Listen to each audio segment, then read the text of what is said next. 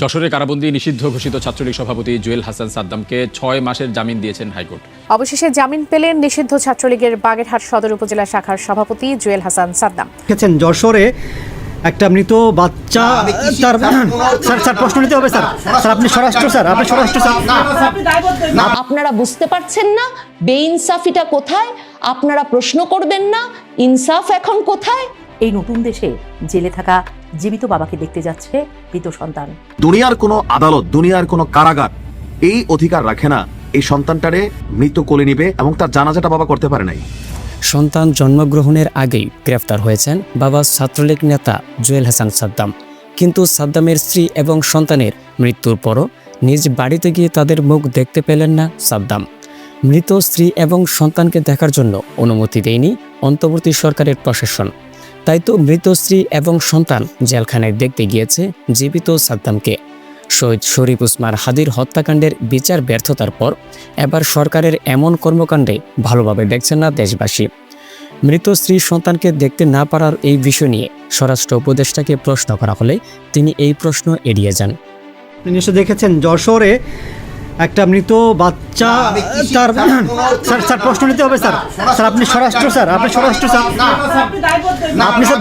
Sir একটা মৃত বাচ্চা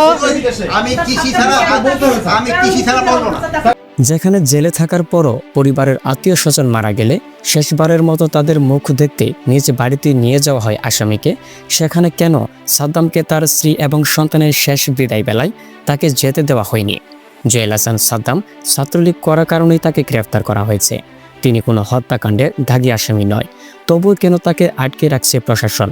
এসব কথা বলে কান্না করছে জুয়েল হাসান সাদ্দামের আত্মীয় স্বজনরা।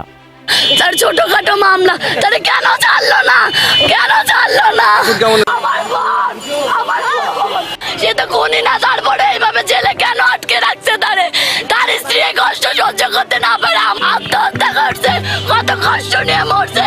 যেখানে দেশের পুরনো সব অনিয়মকে ভেঙে দিতে জুলাই অভ্যুত্থানের মাধ্যমে দেশটিকে নতুনভাবে স্বাধীন করা হয়েছে, কিন্তু সেই স্বাধীনতার ফল হচ্ছে মৃত সন্তান জেলখানায় যাচ্ছে তার জীবিত বাবাকে দেখতে। একে কি স্বাধীনতা বলে? এমন প্রশ্ন তুলছেন বিভিন্ন রাজনৈতিক বিশ্লেষকরা। কথা ছিল হবে ফসলের সুষম বন্টন, সুখের ঘটনায় সবাই একসাথে হাসবে, সবাই কাতর হবে একে অপরের দুঃখে। 24-এর গণ অভ্যুত্থানের মোটর তো তাই ছিল। কিন্তু কি হচ্ছে এসব? কবি ইমতিয়াজ মাহমুদের ভাষায় এই নতুন দেশে জেলে থাকা জীবিত বাবাকে দেখতে যাচ্ছে মৃত সন্তান। যেখানে জুয়েল হাসান সাদ্দামকে তার মৃত স্ত্রীর সন্তানকে দেখতে যেতে দেওয়া হয়নি, আর সেই বিষয় নিয়ে জনমতের সরকারের বিরুদ্ধে আলোচনা হওয়ার পর অবশেষে 3 দিন পর জামিন পেলেন সেই সাদ্দাম। কিন্তু এই জামিন পাওয়ায় তার কতটুকু কাজে আসছে, আর কেনই বা তাকে এখন জামিন দেওয়া হলো? এসব বিষয় নিয়ে রাজনৈতিক বিশ্লেষকদের মন্তব্য দেখে আসে। পর বছর আটকে রাখবেন তারা। এত খবর বেরিয়েছে বাগেরহাটের ছাত্রলীগ সভাপতি জুয়েল হাসান সাদ্দামকে নিয়ে, যিনি বাংলাদেশের কোনো একটা জেলে বছরের পর বছর জেল খাটতে একেবারে নীরবে পচে মরে যেতে পারতেন।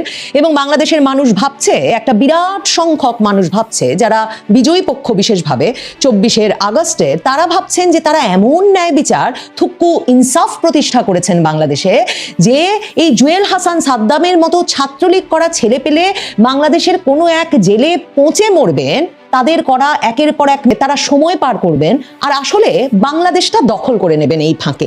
এই যখন চলছে বাংলাদেশে, তখন হঠাৎ করে বাংলাদেশের মানুষের একটা সিলেক্টিভ বিবেক জেগে উঠেছে। মানে একদম বিবেকটা ঘুমিয়েছিল, হঠাৎ করে দেখি সামাজিক যোগাযোগ মাধ্যমে এক দলের বিবেক জেগে উঠেছে যে এই যে জুয়েল হাসান সাদ্দাম ছেলেটি, তার স্ত্রী মাত্র 22 বছরের একটা মেয়ে, যার 9 মাস বয়সী একটা বাচ্চা, সেই 9 মাস বয়সী তার প্রথম শিশুটিকে, সন্তানটিকে সে পানিতে চুবিয়ে হত্যা করেছে, তারপর নিজে ঝুলে পড়েছে গলায় দড়ি দিয়ে। এবং তাতে আমাদের বিবেক একদম জেগে উঠেছে, নড়ে চড়ে উঠেছে। আমরা বলেছি যে কেন প্যারোল দেওয়া হচ্ছে না, কেন প্যারোলে মুক্তি দিয়ে 5ই আগস্ট পর্যন্ত এই জুয়েল হাসান সাদ্দামের মতো এই সাদিক কায়েম ছাত্রলীগ সভাপতি হিসেবে, যিনি আগস্টের পর ঢাকা বিশ্ববিদ্যালয়ে বেরিয়ে এলেন ছিলেন, এরপর এখন যিনি ডাকসু সভাপতি, বিরাট প্রভাবশালী তরুণ নেতা জামাত শিবির ঘরানার সেই সাদিক কায়েম, কিংবা আমাদের 2024-এর বীর নায়ক হাসনাত আব্দুল্লাহ, সার্জিস আলম, এরা তো সবাই জুয়েল হাসান সাদ্দামের মতোই ছাত্রলীগই করতেন। কিন্তু ওরা যেহেতু গুপ্ত ছাত্রলীগ ছিলেন, ছাত্রলীগের ভেতরে ঢুকে তারা যেহেতু নানা রকম ষড়যন্ত্র করছিলেন, সেই ছাত্রলীগেরই পতন ঘটানোর, ছাত্রলীগের যেটা মানে আদর্শিকভাবে একই যে সংগঠন আওয়ামী লীগের পতন ঘটানোর, শেখ হাসিনা সরকারের পতন ঘটানোর জন্য হাজার হাজার ছাত্রছাত্রীর ডিগ্রি কেড়ে নেওয়া হলো, হাজার হাজার ছাত্রছাত্রীর ছাত্রত্ব বাতিল হলো, শিক্ষা প্রতিষ্ঠানে তারা যেতে পারছে না। ছাত্রলীগ করতো বলে পিতা মাতাকে পর্যন্ত ঘর বাড়ি ছেড়ে, ব্যবসা প্রতিষ্ঠান ছেড়ে বাংলাদেশের জায়গায় জায়গায় লুকিয়ে থাকতে হচ্ছে। এটা কোন ইনসাফ? কোন ইনসাফে সার্জিস আলম, হাসনাত আব্দুল্লাহরা এমপি হবে, সাদিক কায়েম ডাকসু ভিপি হবে, আর এরা জেলে পচে মরবে? কই, আপনি তো এই প্রশ্ন করেন না। 2024-এর 5ই আগস্ট পর্যন্ত আপনি জানতেন যে এরা যখন, এই নাহিদ ইসলামরা যখন বঙ্গবন্ধুর বাংলায় বৈষম্যের ঠাঁই নাই এসব স্লোগান দিয়ে দিয়ে বৈষম্য মুক্ত ইনসাফের বাংলাদেশ, কারণ ছাত্রলীগ আওয়ামী লীগের এমন অপরাধ তারা খুঁজে বের করেছে।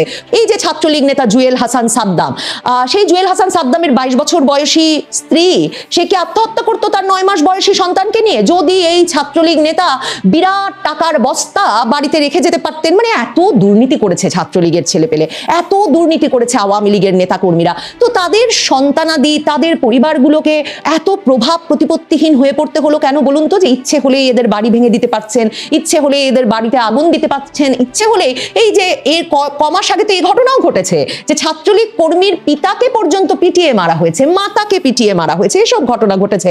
আওয়ামী লীগের রাজনীতির সঙ্গে জড়িত বলে কোনো জীবিত অবস্থায় ছুঁয়ে দেখতে পারলো না, জেল থেকে সে পরিবারের কাছে চিঠি লিখলো যে তার একটা মাত্র কষ্ট যে বাচ্চাটাকে এখনো সে ধরে দেখতে পারেনি। কই, আপনাদের বিবেক তো তাতে জেগে ওঠে না, এসব গল্প তো আপনারা শুনতে চান না। মনে করে দেখুন, বাংলাদেশের আইন উপদেষ্টা পদে বসে আছেন এমন এক আইনের প্রফেসর, ডক্টর আসিফ নজরুল, বিরাট আইনজ্ঞ, তিনি নাকি আইনের এমন উন্নয়ন করেছেন, নিজেই জেলায় জেলায় গিয়ে ওই বক্তৃতা দেন যে জাতি নাকি যুগ যুগান্তর ধরে তাকে মনে রাখা উচিত। তো তিনি পুরো আওয়ামী লীগ আমল জুয়েল হাসান সাদ্দাম বঙ্গবন্ধুর রাজনীতি করেছে, ছাত্রলীগ করেছে, এত বড় অন্যায় করেছে যে ওকে এখন পচে মরতে হবে সারাটা জীবন। বউ মরেছে, বাচ্চা মরেছে, তো কি হয়েছে? ছাত্রলীগ করার জন্য বাংলাদেশের জেলে পচে মরতে হবে। তো আসিফ নজরুল যে কথায় কথায় টক শোতে গিয়ে বিভিন্ন সময় ফেসবুকে মানে সুযোগ পেলেই লিটুলের তো জুয়েল হাসান সাদ্দাম কিংবা কোনো তরুণ নেতা কর্মীর বিষয়ে এই যে মাসের পর মাস ধরে এই জুলুম চলছে, সে তার তো কোনো বুকের ভেতর নরম নদী উঠলো না। আইন পড়ান, কিন্তু আইনের যে মৌলিক অধিকার যে আপনি কারাবন্দির বিরুদ্ধে সুনির্দিষ্ট অভিযোগ আনবেন, ভুয়া মিথ্যা মামলা দেবেন না, মামলা বাণিজ্য করবেন না, এবং যে জামিন পাওয়ার যোগ্য তাকে জামিন দেবেন, বিচারের মতো চলবে।